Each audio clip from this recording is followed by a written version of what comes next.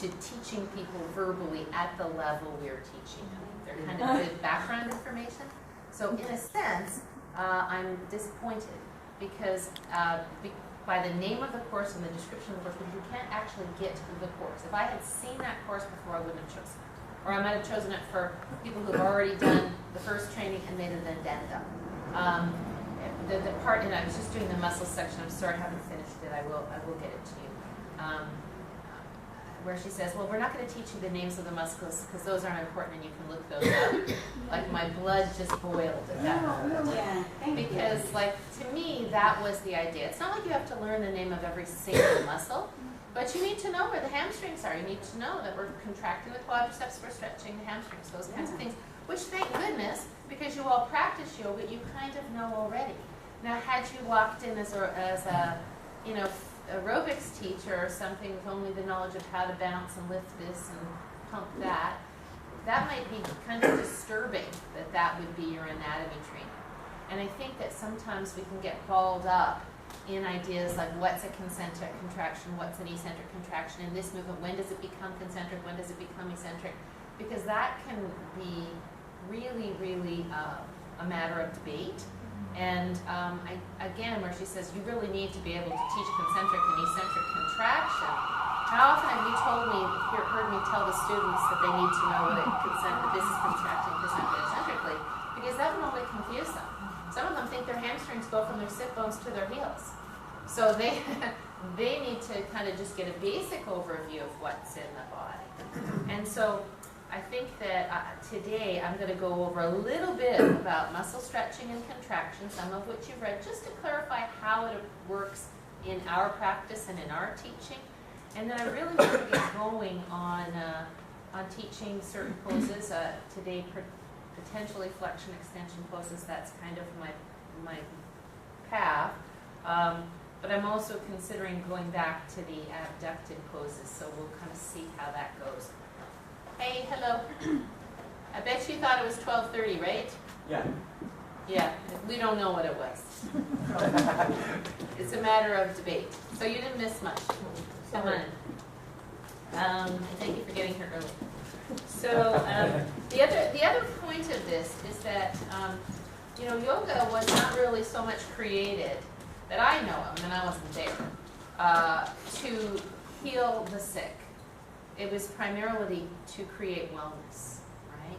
And so we kind of have this weird situation now, especially with an aging population, where we have so many people with injuries, so many people with physical conditions coming in, that we're having to deal with it. It puts a whole other aspect onto teaching yoga. And I've said this before, and I'll say it again. It's so important to remember that you're not a physical therapist. And what the sad part is, the hard part, is that the physical therapists, while they're good, would so benefit from a knowledge of yoga. I mean, to me, if we could marry those two, and I always encourage young people who are learning to practice yoga and who want to become yoga teachers, and say, get a PT degree and use the yoga, put those two together. To me, that's, you know, molto bene. So we are primarily looking at promoting wellness. We'll certainly look at ways to deal with people with physical challenges and injuries, but we're learning to teach yoga. And if you know how to teach yoga, you don't have to know every single muscle name. You don't have to know, is this eccentric, concentric? That's all a deepening of your knowledge, and that's really good. But as you watch those videos, I don't want you to get bogged down in that, because it can kind of make you feel like you don't know anything at all. And really, I'm shocked at the points they've chosen to spend a whole lot of time on. I'm not sure that that's how I would play it, but you know, that is what it is. That makes us feel so much better. I thought it was us. No. And you know, it's all good. All right. So let me just ask you, I know you've been observing some classes since the last time we worked on lateral poses. The last time, we're certainly going to have some teaching going on today. Any thoughts about what you've been seeing? Differences in levels? Yeah, Karen. I'm surprised every time how people don't get the back foot correct in the lateral poses. No matter how many times you say, put your back foot to the, on the angle, 5 to 10 degrees. They're still either having it way out or in crescent. They're having it out instead of forward.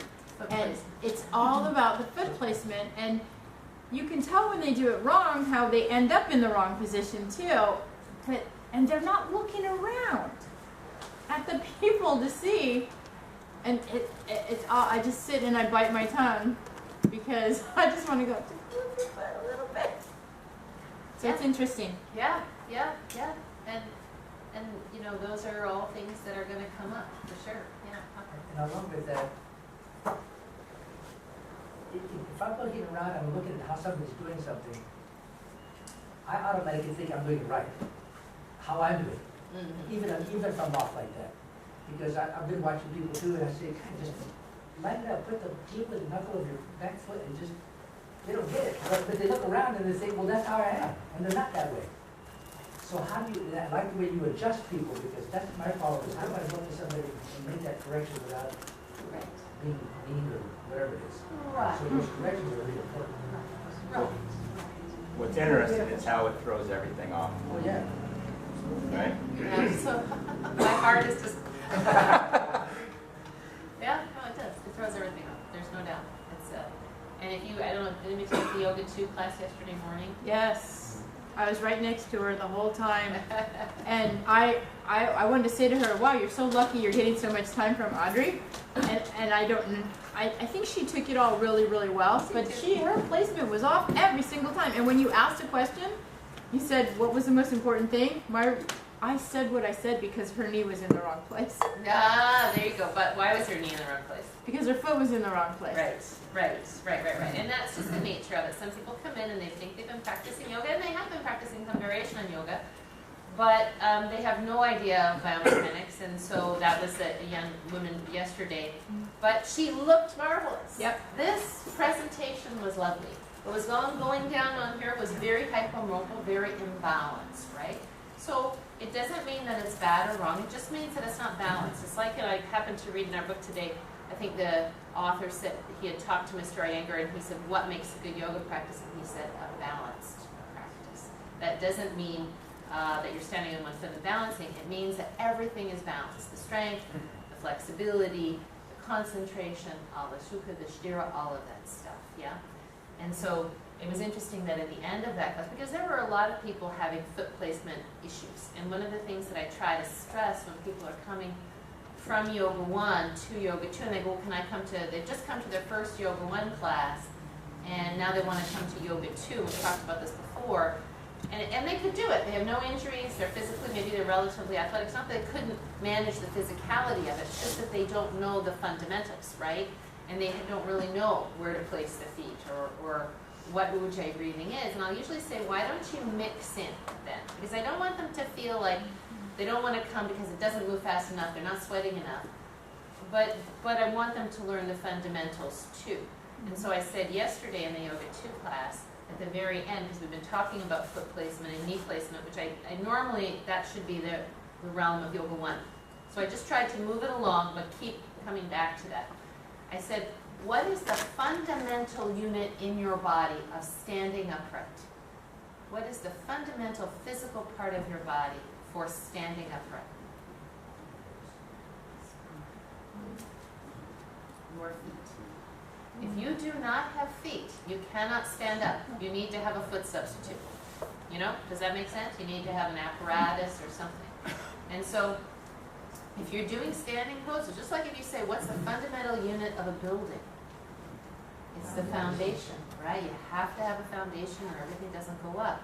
And I think that, again, this is our practice, is to say, you know, can we evolve the AAA, right? The alignment, get the structure built, take the actions within that, and then fill it out with the breath. Doesn't mean that those can't overlap, but you can have all kinds of breath, all kinds of attitude, but if your alignment is off, what will happen very quickly?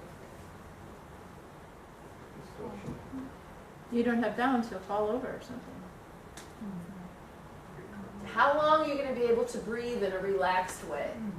You're using Stem your and muscles. goal. right? Right? So the ability to breathe smoothly and easily is enhanced by efficiency, right? If you can be efficient in your body, use your bones to support you rather than your muscles, right?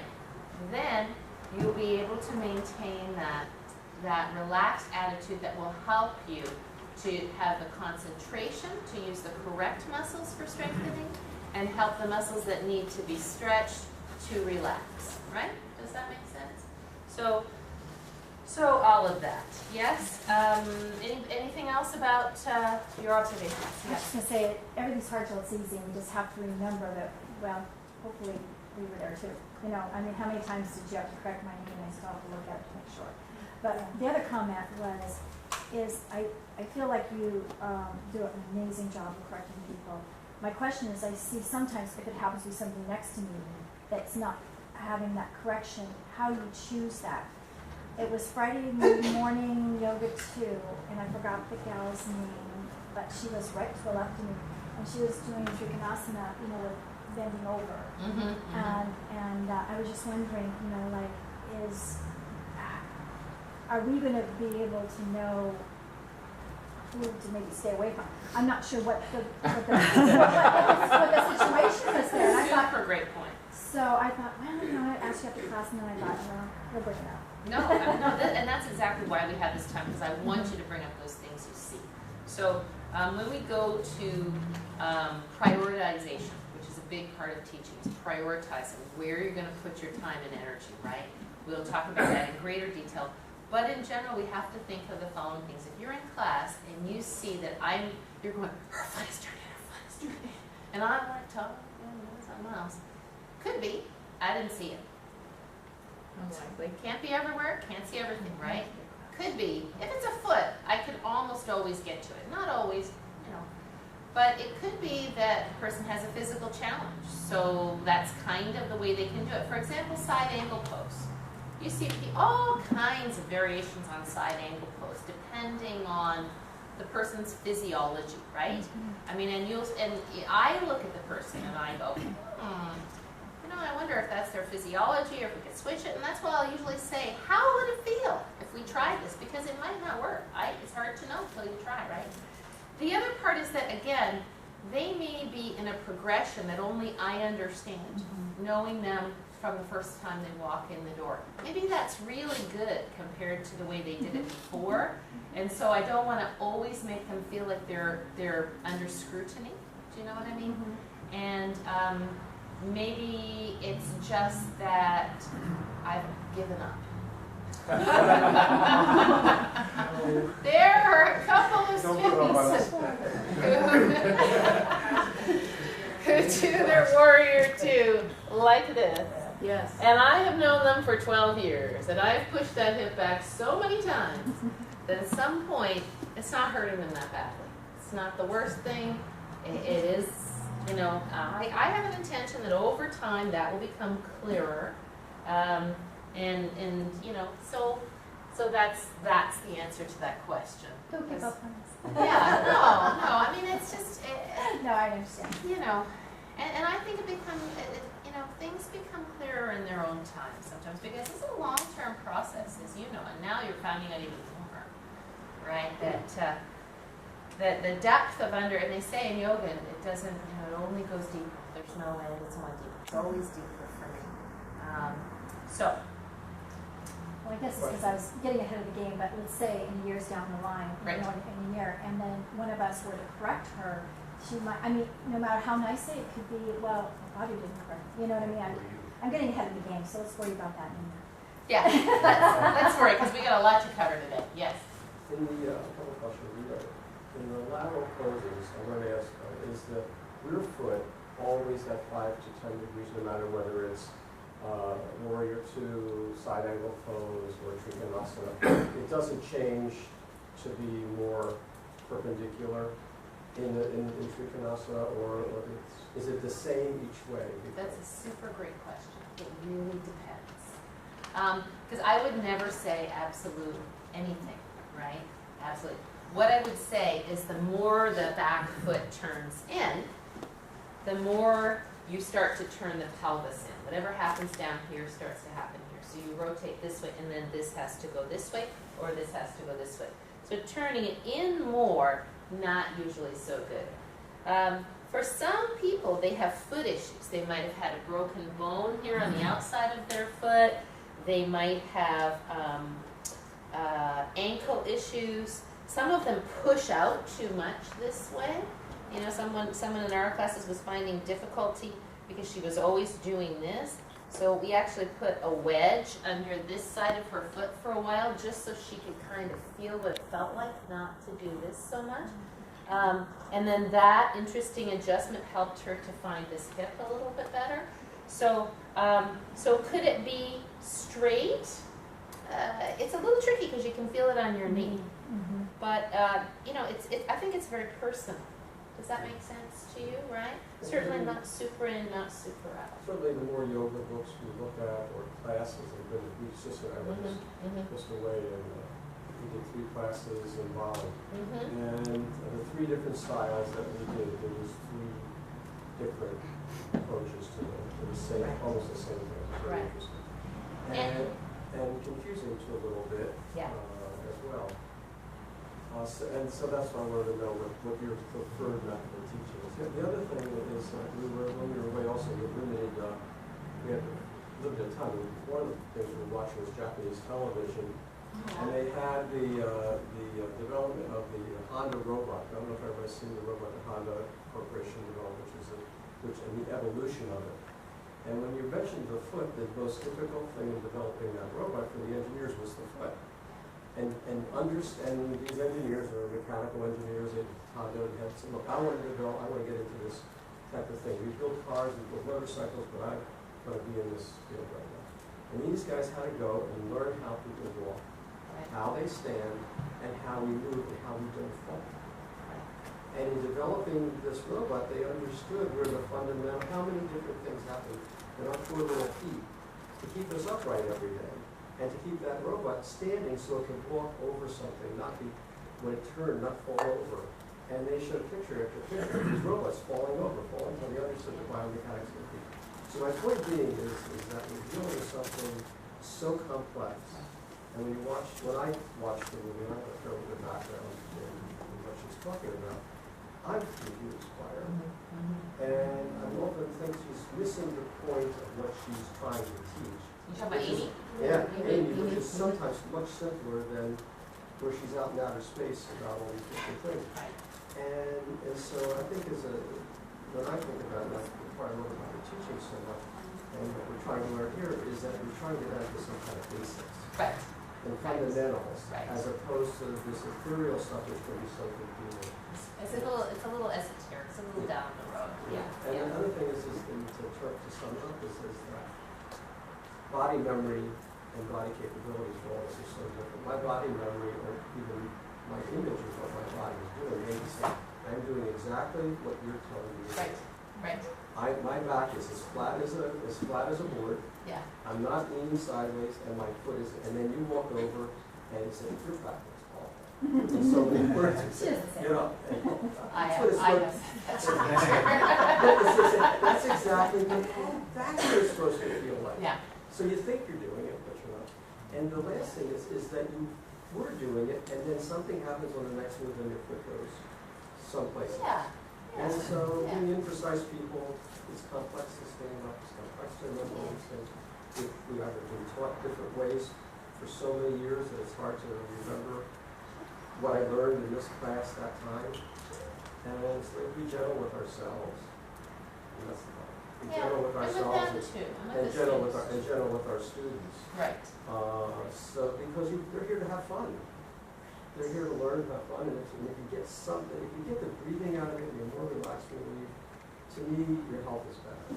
And everything else beyond that is bonus. I agree that it has to be a positive experience. It has to be safe, number one. Fun without safety, not good. But within the realm of safety, fun, very good. I mean, you know, a positive experience. I mean, if we just make it all fun, then the students will never have to do anything that's difficult. Because we kind of resist doing things that are difficult for sure. And I think that's why it's easier for me, no matter how frustrating a student is, Karen, or how many times I've told them, I think you'll rarely see me get upset. I mean, there comes a time where every once in a while I get short, but that's generally with intermediate students. Because at that point, I'm requesting a level of attention because I know they know this, right? And then that kind of goes with teachers too. And so, but at the same time, Darcy and I had a long talk about this. You know, I know you're here to have fun too, so I don't want to make your life a misery.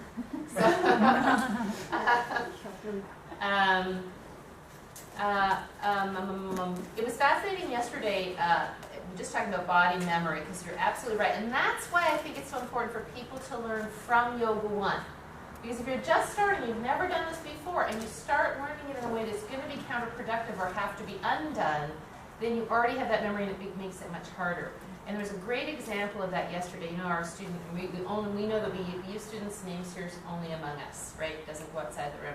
Ron, who is, you know, older gentleman's been at the gym forever, and he has some ingrained movement patterns, right? So we were doing, after a lot of warm-up, the last part of the class, we were working on strengthening the hip by sitting back into the heel, putting the weight here, and then using the glute to push up, right? And my one of our students, who will remain unnamed, goes, "Oh, this is just like squats." And as soon as I happened to see Ron right at that moment, and he was doing it correctly. He was sitting back here. As soon as that word came out, he started going whoop, whoop, because he was doing his squats, you know.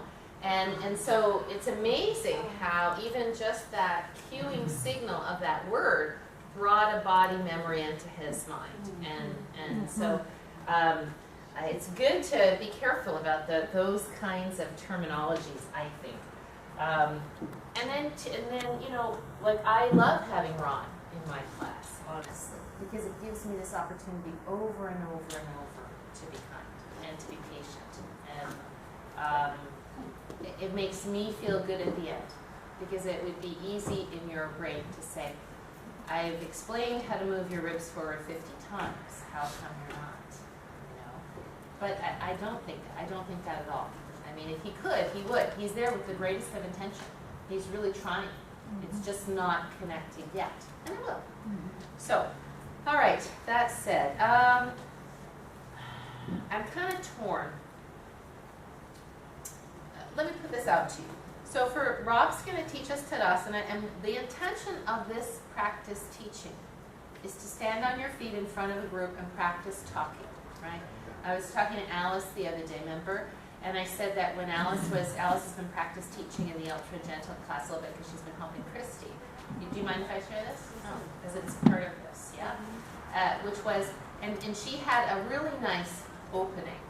And I said, it feels like there's a veil or a space between you and the students. Because you're there, you're speaking in a nice tone of voice, you're giving the correct instructions, but you're in your own head, still thinking about what you need to say and what you need to do. And the difference between you and me is I come up, I'm not even thinking about what I'm going to say. I'm looking at so-and-so, and the words are coming in at the same time, because all of that is embedded. All of that information. I don't have to think about how to get you into hamstring stretch. It doesn't even occur to me to think about how to do that, or to judge myself about how I'm going to do that. And when we're beginning teaching, not only do we have the recall of what we're trying to say, but we have that immediate judgment, that immediate ear listening. Oh, I said that wrong. Oh, yeah. And that can really get in your way of the next thing you're going to say. Do you know what I mean? So I just really want to encourage you to let go of the filter of how you're saying it. Just get the job done, and then take the feedback.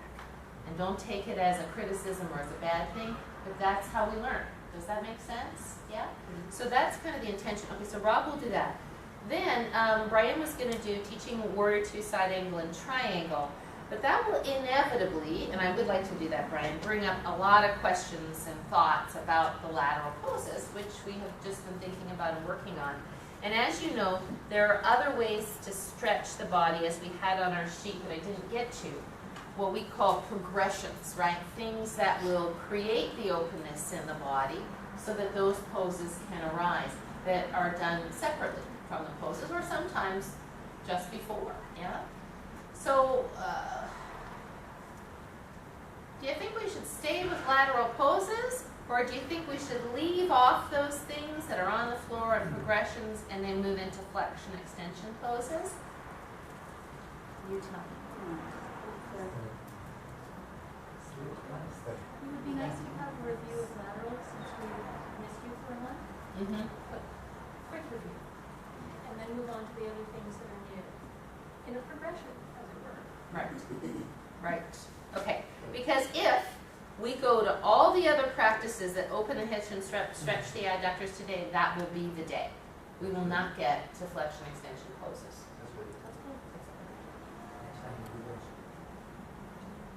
Is this going to be like a 2-year teacher training? That's the challenge, is that when we meet this short a period of time, I'm trying to think of how that might work. I will be honest and tell you what my thinking was, and then you rethink, okay? And I could do either one, really.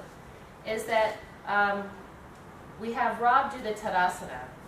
We talk about how muscles stretch and how muscles contract briefly in terms of what you need to know as a teacher. We apply that to Uttanasana, which is the first pose of flexion, correct? Which has a lot of principles in it. And we work a little bit on the flexion extension poses, not necessarily bringing in rotation to those poses yet, so that you have a greater syllabus of things to practice teaching. And then we double back. Once we have the basic standing poses, we know the basic lateral poses, we know the basic flexion extension poses, we know the basic flexion extension poses with rotation. Then we double back and put in the things that will progress to those, because a lot of those are on the floor or in using other props. Because I'd like, but I considered it cueing as opposed to teaching, and I think that's fine. That was a great way to do it for people where you pretty much know they know this and you just want to move along. Because you don't want to lugubriously teach every single element all the time. I liked the energy. I liked that you seemed happy to be there. That didn't bother me at all. I didn't think of it as military because you were smiling and you weren't barking. That would be more military to me. And I've certainly been in classes like that. The only thing that I would say, besides slow down to feel those directions, and I would probably talk a little bit more about thigh bones than hips, right? Like pull the thigh bones back, because if you pull the thigh bones back, it'll bring the hips back. Does that make sense? Shoulders back, and then I'll get, the only error that I heard was on exhale, contract your diaphragm. So the diaphragm is actually releasing upward on exhale. It's not contracting, right? What you would be saying is maybe draw the belly muscles into the spine. That would be a contraction, and that would help the diaphragm to release upward. When the diaphragm is contracting, it's moving downward on inhale, right? So we have to look at things that could be said better, or things that are errors. Because we don't want to make errors in what we say, although we will make errors in what we say, and I make errors all the time. Yeah? Does that make sense, everybody? Okay. Audrey, could Yes. you say contract the lower belly? Yes, you could say contract the belly muscles, for sure, for sure. I And- felt too he was connected to all of us. He wasn't in his own head. I didn't. It felt like he was looking at you. Yeah, he was I was with trying. us. Yeah. He was out of body. Yeah, no, I liked it a lot. I liked it a lot. Again, everybody will do this. We'll do it for Yoga 1. We'll do it for Yoga 3. Everybody will do everything. So let's move on. Thank you. Very nice, Rob. All right. Good. Good 8. Quick question, I thought that in yoga when you didn't watch them to close their eyes, did I misunderstand that? Oh, it's a good point. Yeah, I was curious about the closing your eyes. If you're going to say close your eyes, then you might want to expand on that and say, when your eyes are closed, notice how the position of the torso over the feet, the position of the thigh bones or the shoulders affects your ability to balance. So you might kind of give a reason of why you're closing your eyes. Or close your eyes so that you can really bring your attention into your body and out of the thoughts of the day. So you might expand on why you said that. I would close my eyes with Yoga One if it were for that reason. Okay. Right? The other thing that I would do in Yoga One, in teaching Yoga One, is always and is often to have them do it wrong to feel how it is to do it right. Right? So in Yoga One, I would often say, just for fun, and no, don't hurt your back, not supervision, push your hips forward, feel your lower back compress. That's why it's useful to keep your thighs back and your hips at doors. Lift your ribs up, feel what happens in your back, pull your sternum down so you feel even space here. So that kind of direction in Yoga One when you're teaching a pose. Now there's sometimes in Yoga One that I might not say that because this group of Yoga One people may kind of know that, in which case, you can't teach every single thing every single time, right? Even if you have one person who's standing there like this, and you think, gosh, that person really doesn't get it. We got to do something. So then you just quickly say, okay, so let's just all take a quick peek. Let's see that our feet are pointing straight forward, hips forward. That's where we don't want them to be. Pull them back, And you can do that kind of quickly, right? And you're hoping that person hears you. And if they don't hear you, unless they're hurting themselves, then on the next time you actually teach that, you'll make a point to really get around to them and help them. Yeah? All right, good. So, did you take a look at some of those stretching, biophysiology of stretching stuff that were the handouts, right? I think that just means they're going out. Okay. So, if we look, I got two, and it may be that you guys are going to need to get this Key Poses of Hatha Yoga book. Because while I disagree with some of the things in the book, the blue and red are very nice in terms of which muscles are lengthening, which muscles are contracting. And the reason that I didn't really suggest that in the beginning was because I thought that would sort of be covered in the anatomy course, and it isn't.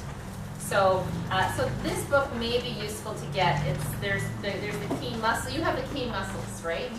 And then I gave you the handouts on the lateral poses from the Key Poses book. Correct? Did you find those kind of useful? Yeah, I think they're kind of useful. But honest to God, I've been thinking about this a lot. As long as you understand the muscles in the front of the leg, the muscles of the outside hip, the muscles of the inner hip, the muscles of the lower back. You can know all those muscles in detail, you can know them peripherally, or you can just know what I just said and you can still teach yoga. If you know how to teach it correctly. So don't panic. I think, oh yeah, okay. Is it this? I get the two books mixed up. Okay, oh yeah, this is the one you had, okay. So they talk about the physiology of stretching, and where's the picture of the muscle bundles? They have the muscle bundles. I thought I marked that. Page 40, Key Muscles. Oh, it's in the Key Muscles book. That's the one you have, page 40. There it is. I did mark it down. I'm better than I thought. All right, so you see that just talking about muscle contraction and muscle stretching, right? Muscles are made of bundles, right? They're not just one sheet of stuff. There's a whole bunch of bundles of things, of fibers. And so when the muscles contract because they've received an afferent signal from the central nervous system, from the brain, I've got this and I want it to go to here. My brain sends a signal to the muscles and the muscles contract to lift my glass of wine. Right? Thank goodness. And when that happens, the fibers slide together, right? They call it the ratcheting effect. Right? Well, you don't hear that sound, they just contract, right? And then, when the muscles stretch, the fibers slide apart, and the bundles of fibers slide apart. That's the best way to explain it. I mean, you could go into great detail about the calcium release and all that stuff. It's not necessary for us. But I encourage you, if you're interested in it, to keep going and keep learning more about that. Okay, so we know that that's the case. And then, interestingly enough, the muscles send signals back to the brain. These are the efferent signals that tell the body how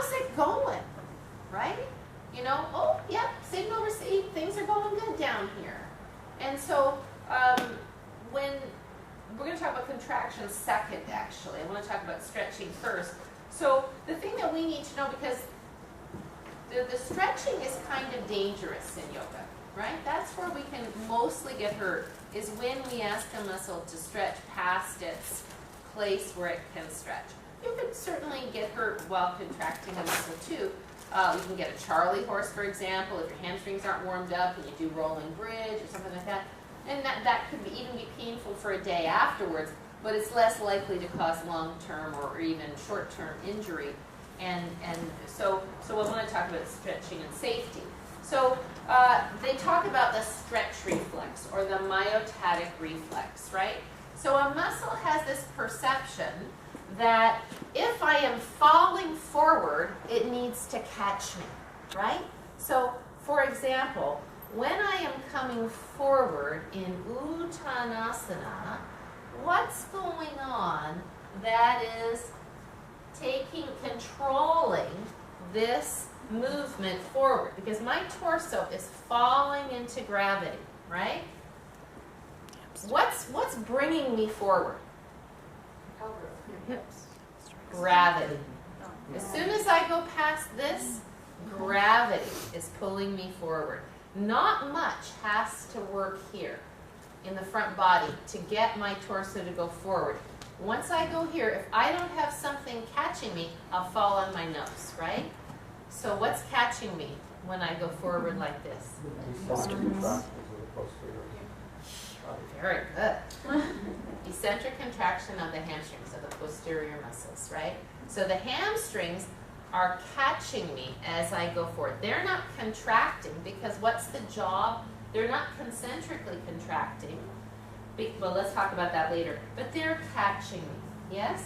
So anytime that we stretch, this is the classic thing was it used to be if you go by the park and you can still see the volunteer football coach going, come on kids, let's stretch.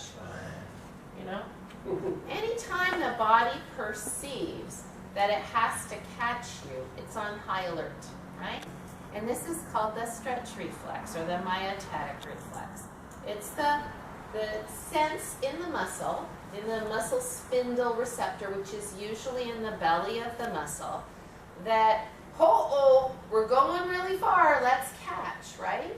So if I'm going forward, these muscles, if I'm going fast, they're going, oh, catch, right? This is all my glutes tightening up, my hamstrings tightening up, right?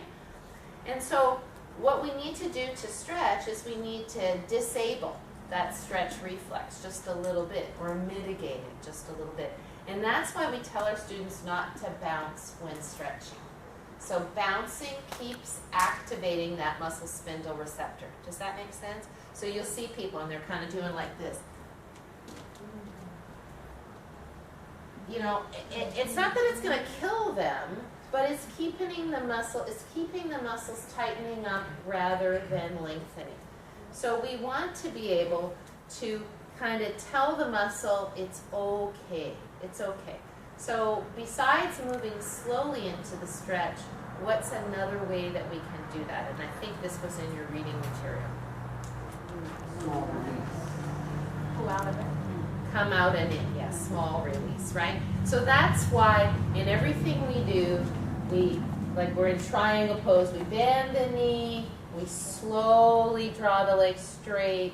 Then we say to them, because now the muscle's going, okay, do I need to tighten up? What's going to happen now? So then we go, don't worry about it. It's okay. We're just going here. Don't worry. Yeah. Oh, there you go. Oh, yeah. Okay, this is okay. I've done it twice now. Okay. You know? And really, as opposed to, right, where the muscle, as soon as it perceives the weight of the torso going here, right, what's this muscle going to do? It's going to tighten up. And what tightens up?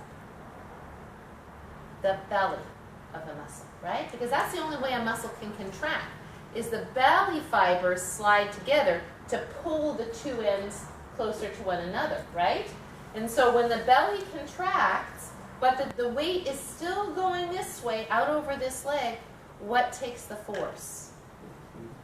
The tendons as they attach to the belly of the muscle and as they attach to the bone, right? So in worst case scenario, your tendon rips right off your bone. I mean, I don't think I've ever heard about that in triangle pose, but I've certainly have divots in my own sit bones from muscles, tendons pulling too hard, so I'm going to poke parts off the bones. So I'm done.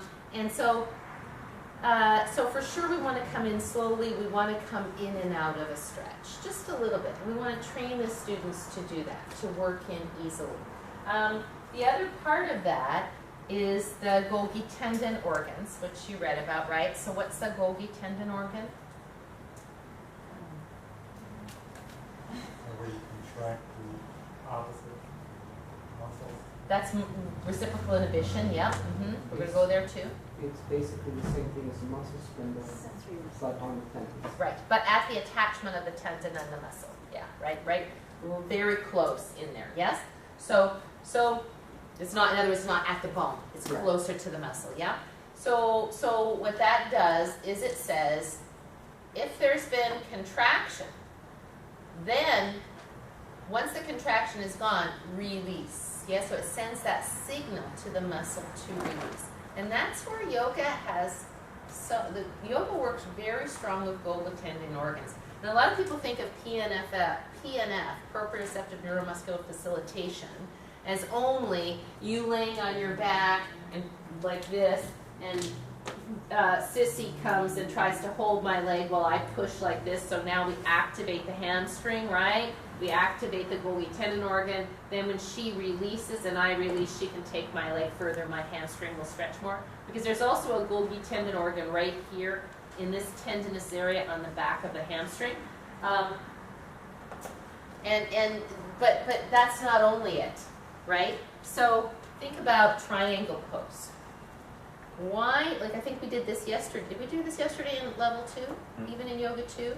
Where I had them stay here for a little while in this isometric contraction, contracting the quadriceps and eccentrically lengthening the hamstrings, right? Because when I'm here, normally, if I have my hand on the block and I have my quadriceps contracted, this is reciprocal inhibition, right?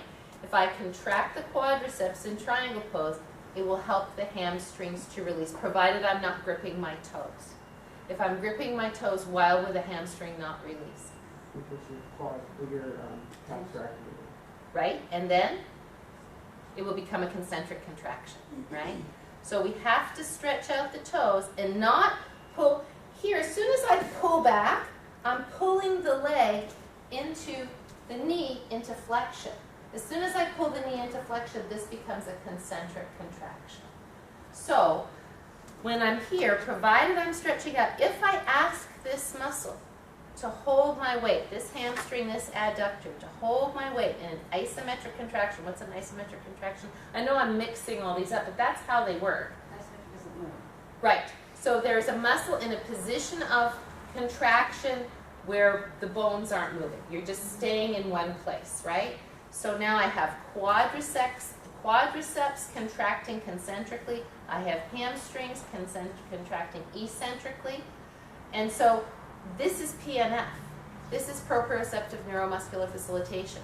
Then, when I do let go and let the body go, then, you get a little deeper stretch. So that's the reason we do some of that, yeah? So let's just review our terms real quick. Reciprocal inhibition is very simple. It's if you're going to stretch one muscle group, you contract the opposing muscle group to facilitate that. So if I'm in triangle pose, the quads should be contracted so that the hamstrings can have better release. And as we talked about when we were doing lateral poses, why else?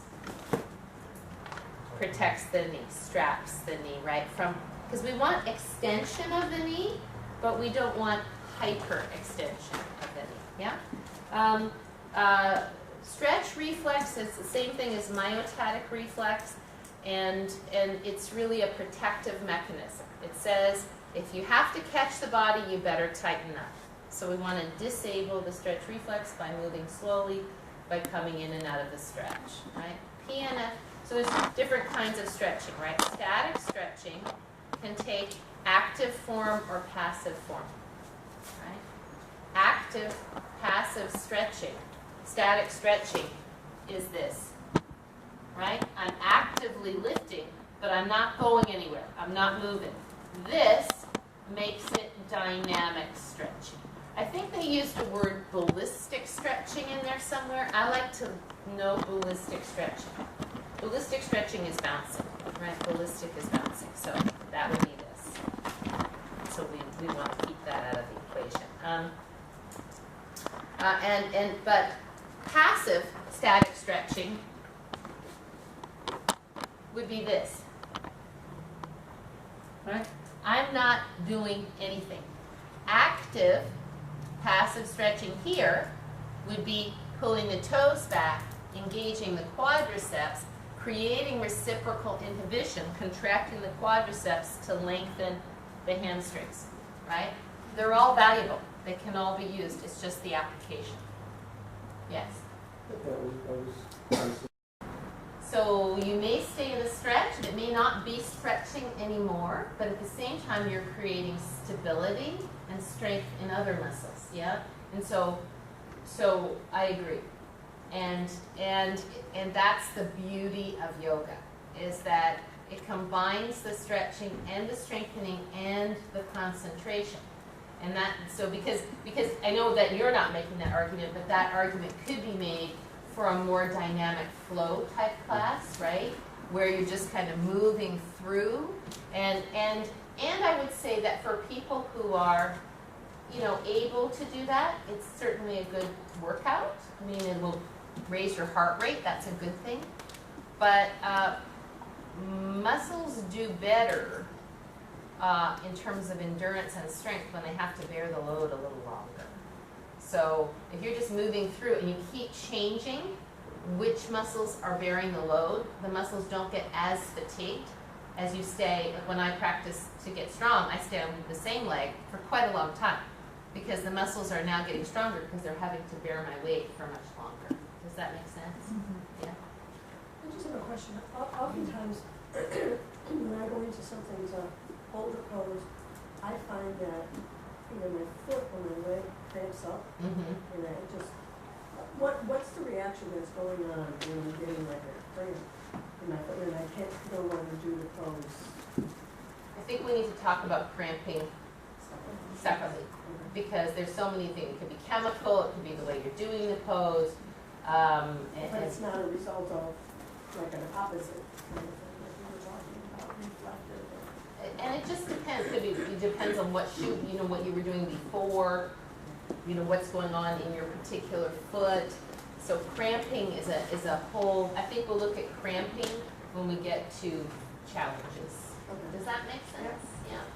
So there's not like a set time that you would say like, oh, there's no like set time on poses. It's a great question. So in Iyengar yoga, it's always a long time. That's the answer. Until you've gone through all of the things you have to think about. In Ashtanga, it's 5 breaths. You hold no pose longer than 5 breaths. And so I think it's somewhere in between. You know, and it depends on the application, right? It depends on what your intention is. Is it something simple, like Warrior 2, and you want your intention in that moment in having people stay longer is to have them deal with a little bit of discomfort, to deal with their wandering mind, to be able to maintain a sense of calm among challenge. That could be your intention, right? So sometimes in prenatal yoga, do you do that? We have them stay in Warrior 2 for a while? Practice contraction. Yeah, yeah. You feel the contraction and practice the breathing while you're in it. Yeah. Relax. So, relax while being strong. right, exactly. So there's so many reasons that you might make those choices. But personally, I think with our society the way it is, you really cannot think of everything. You can't pay attention to your body that quickly. There's a lot to know, especially if you're not super proprioceptive, you haven't been practicing a long time. And for me, the mindfulness aspect comes from not moving too quickly. Because as soon as, that's just distraction yoga, you know, from one to the next to the next. And it's not terrible, it's just not necessarily what I think of. Oh, did you see that new LA Yoga magazine? The girls in the white leotards, of course.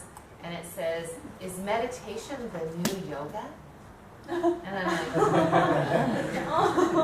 no, meditation is the old yoga. Because yoga moves so far away from that meditative tradition into the workout world, and now it's trendy to meditate, so they're opening studios in LA called Unplugged. And, which is good. It's good. It's just like the American way. You got to take everything and commercialize it, suck the juice out of it, and make some money. They're going to sell all kinds of meditation products and timers and you name it. There's going to be a product for it. But in the end, it'll be good. It'll be good. So I think it's all good. Okay. So let me just make sure I've covered all these things. Because they go into great detail on concentric and eccentric contraction in this thing, and I'm like, yeah. So we know that we don't want to overstretch. We want to stretch slowly. We want to come in and out of stretches. We know that we can move in and out. We can stay, or we can create resistance in our practice by staying in one position with an isometric contraction. We know that engaging one area will help to release another area, its opposite area. It's also good to think of muscle stretching as close to the focal joint and from the origin to the insertion of the muscle. So I thought about this, Darcy, yesterday with your question, right? So we did in our power yoga class, we sat, Rob would sit like this, yeah? And I put my feet, I didn't, but somebody else did, on his inner thighs and gently pushed outward while holding his hands and leaning back a little bit so he could lean forward. So we were stretching the adductors, yeah, and creating length in the spine, right? Because somebody was saying they really felt like they needed to stretch their adductors. We did a bunch of adductor stretching. That's not, obviously, partner stretching is not good for Yoga 1 people. Why? Because they don't know what they're doing. It's like a recipe for a she pulled me too hard. She weighed on me. So the question was, could you put your feet together and do this? And within the realm of partner yoga, which is about cooperation and feeling the balance point between the two of you, yes. However, the reason I would put my one foot here and my one foot here to push this out is because there's a knee joint, right? So if I just want to deal with this, I'm going to put my foot here. This is one anchor point. This is the focal joint, and this is what we're stretching. As soon as I put my foot down here, it introduces a whole other variable. Does that make sense? So if we want to stretch something very specifically, I can certainly stretch my triceps like this. As soon as I shorten that lever arm and pull the forearm down, I get a more specific stretch here. And if I was going to iron this thing out and give a little more stretch, I wouldn't have someone pull on my hand back here. I would have them help me lift the bone up here. Does that make sense? Mm-hmm. So stretching is very specific. It doesn't mean that it can't be a whole body stretch, but there's a specificity to stretching, and you just again have to know what your intention is, right? So if I was going to do this pose, this would stretch the adductors, yeah? But if I leaned back, like we do in our classes sometimes, and I put my hand here and ironed outward, I'm going to get more stretch from the placement of this hand on the bone, taking the bone down right here, right? Does that make sense? Mm-hmm. Why wouldn't I push, if my intention was to take this bone deeper into the hip socket and stretch all of this, why wouldn't I just go, because let's pretend I'm not so flexible, why wouldn't I just go like this? Mm-hmm. I would bounce it. Because it cranks inside that joint. Okay, yeah. So think about it. If this is a teeter-totter, and someone's sitting on this end of the bone, what happens to this end of the bone? It goes up, right? So again, the closer you can create the movement that you want to get to the focal joint is the joint that you're working on, the more likely you are to have success in stretching that which is closer to the bone.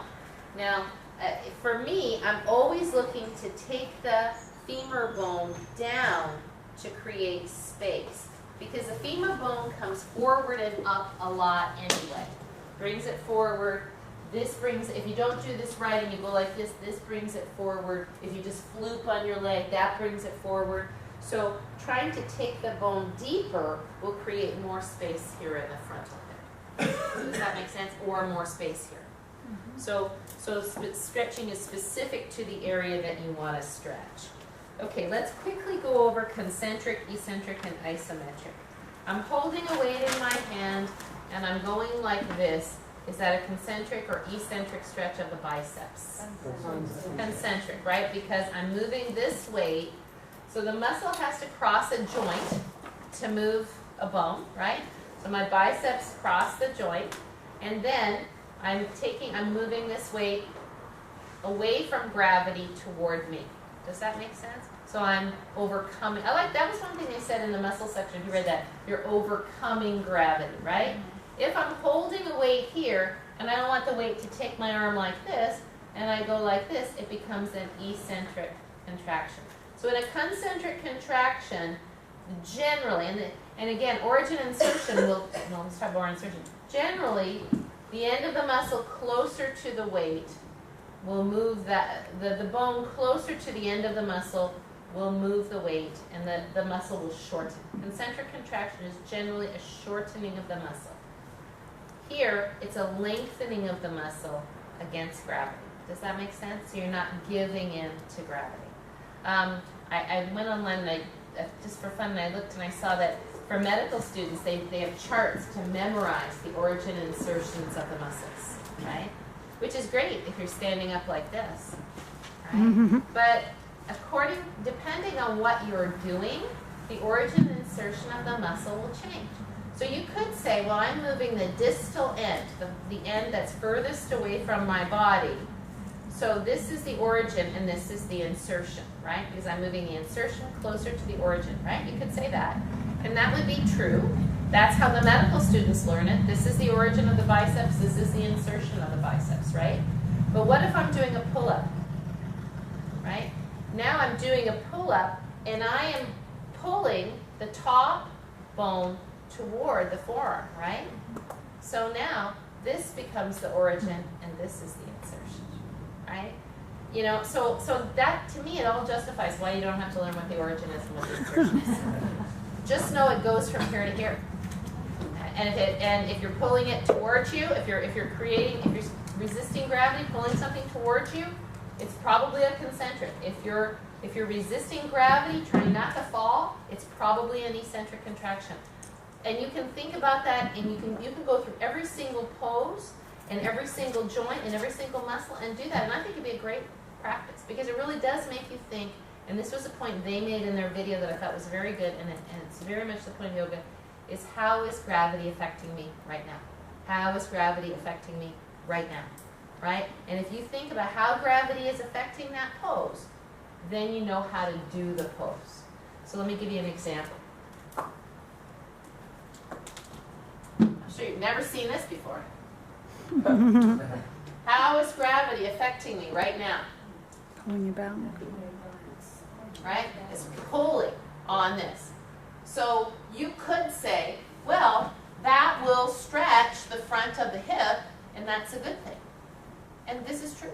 Yeah? So if I were here, square, stable, letting this thigh come down into gravity, this would be very good. Yeah, it's a good thing. Is it a good thing here?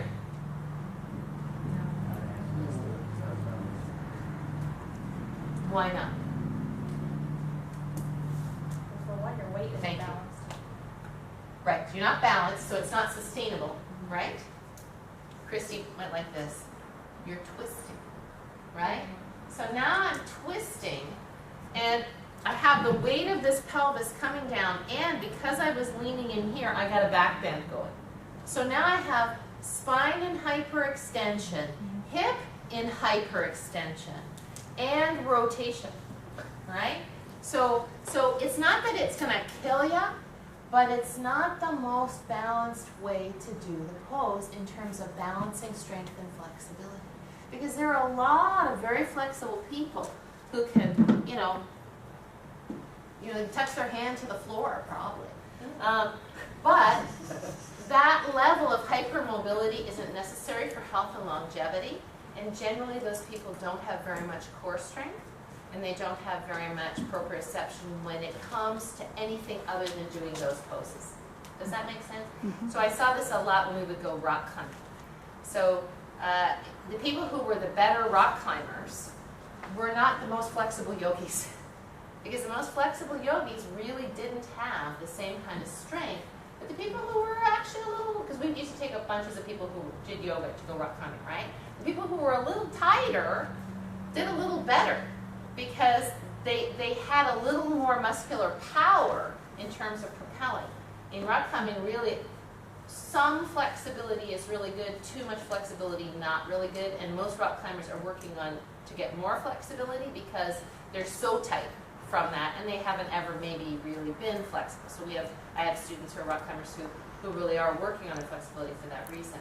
So, so if we think in every pose, where is gravity pulling on me, and is it working to create balance in the body? Recognizing that we're trying to develop strength and flexibility. And if I do want gravity to pull on me, if I want to stretch this hip flexor, I'm going to make the choice to keep my pelvis as stable as I can, to use my core muscles so that my lower back doesn't take it, right? So I'm going to try to stretch the area I want to stretch without hurting or destabilizing another area. Yeah? Yeah? So like yesterday we were doing Prasarita Padottanasana, and I said, what's the main intention of this pose? Get your head down. Hang your head, right? If the main intention was to stretch my hamstrings, there are many other ways to stretch my hamstrings. And if my hamstrings are really inflexible, it's going to be that I won't even be able to get my head down, right? So I'm going to miss the main intention of the inversion, which is always to hang the head, right?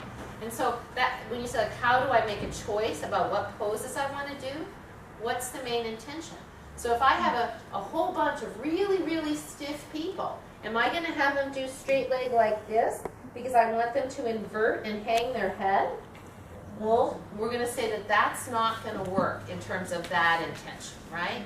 If I want them to stretch their hamstrings, this isn't stretching their hamstrings. So that's not going to work for that intention either. So then maybe I either don't do that for that intention, or I find a way to start them in the direction of learning to hang their head and learning to be upside down by bending the knees and taking the restricting agent out. Does that make sense, everybody? Okay, and we'll get to that as we talk about sequencing. Warrior 2 is kind of a fascinating example of concentric, eccentric, right? So when I straighten my leg, is it concentric or eccentric quadricep contraction? It's concentric, right? Because what is the main purpose of the quadriceps is to extend the knee. Extend the knee. The main function of the hamstrings is to flex the knee, right? So that's how come you can walk. Contraction, flexion, contraction, right? Contraction of the quad, contraction of the hamstrings. Does that make sense? When you go up and down hills, you really feel your quadriceps contracting, right? Yeah. When you go downhill, is your quadricep contracting? Walking downhill? No, you're I think it does. Thank you. When you walk downhill, it's an eccentric contraction of the quad. If the quad wasn't helping you, you would fall, right? Because there's only the moment where you get here. Now this is eccentrically contraction to catch you. When you start to push off, that's when this becomes a concentric contraction in the back, right? And Warrior 2 is very much like walking downhill. And I stand there, I stand all the time. Not all the time, but once in a while. I stand there and I go, geez, that feels like a this. Geez, that feels like a that. And I argue with myself about whether it's concentric or eccentric, because you could say this is a concentric contraction. Generally, that's how it's described. But it depends, my belief is, on the depth of the sit bone. So if I'm here, it's a concentric contraction. As soon as I get lower, this muscle starts to get much longer. and it's an eccentric contraction. Because now, what starts to happen is this hamstring perceives that I'm going to go over here, right? So what does it start to do? It starts to pull on this, on the shin to say, don't let her fall. And if you see the people who practice yoga, like John Friend, have you ever seen his hamstrings in Warrior 2? Like they're just massive right here, right? Because these have been in so much concentric contraction because his Warrior 2 is always here, right? Does that make sense, everybody? So, like, do you want to tell your students that? They won't ever come back. It's too much information. It's good to say, now that you're a little bit warmer, let's see if we can bend that knee a little bit more and have the thigh a little more stretched out so it's not so bunchy. That's kind of how I explain it. To me, that's much more understandable than saying, you're moving from a concentric to an eccentric. Here, you know what I mean? Is that enough of that? If something else comes up as we move along, we can always include it. And if I push off a question, then please save it, because I would like to get there. So let's take a little break, and then we'll come back, and we're going to start on Uttanasana.